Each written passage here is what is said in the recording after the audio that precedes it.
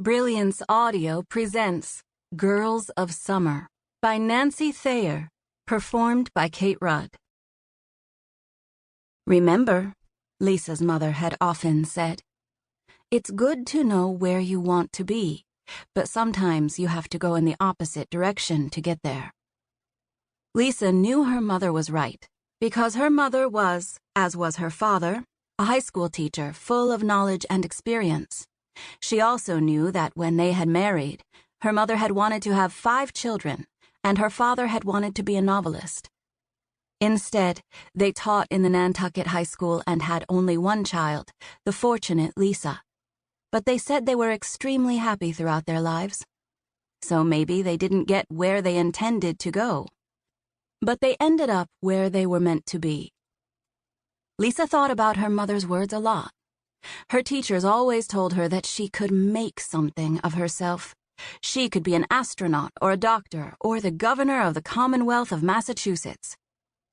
Lisa politely thanked them, but secretly wondered why she should do anything other than what she loved doing most. Swimming at Surfside Beach in the summer, biking around the island in the fall and spring, and creating entire wardrobes of clothes for her many dolls during the winter. Actually, she knew why she should do something else, to please her parents.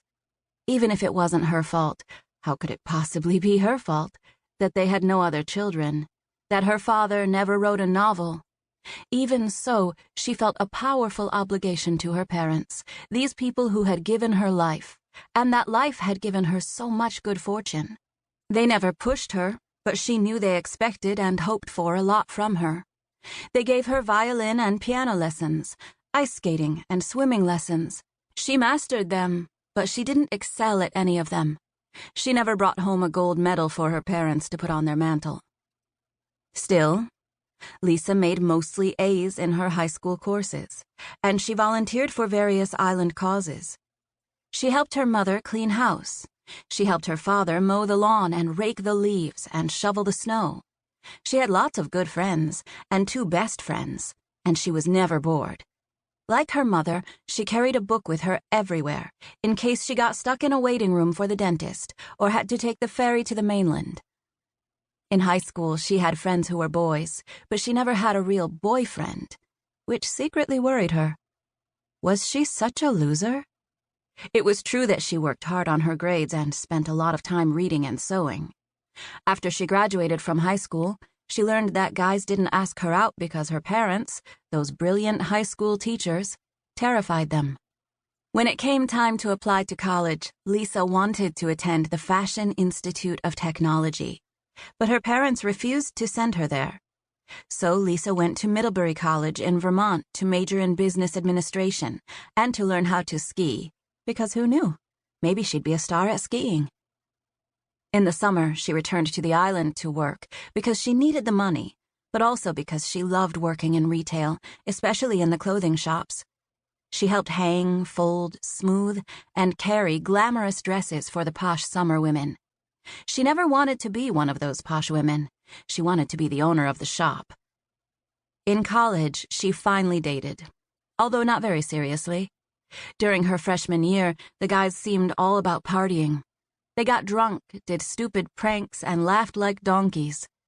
Over the next few years, it got a little better. The guys she went with tended to be on the jockey side, muscular, often incredibly handsome, always nice. But something was missing. They weren't, somehow, enough.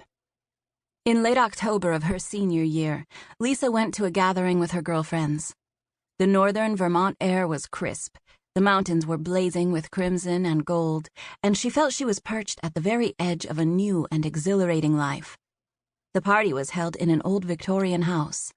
The doors and windows were open, there was a bar in every room, and after downing a couple of beers with her friends, Lisa realized she hadn't eaten since breakfast, and she was getting slightly dizzy. She wandered into the long hall, squeezed between groups of people, and found herself in an extremely large, ancient kitchen, with so many roosters on the tiles, plates, dish towels, and implements that she wondered if she'd had more to drink than she'd thought.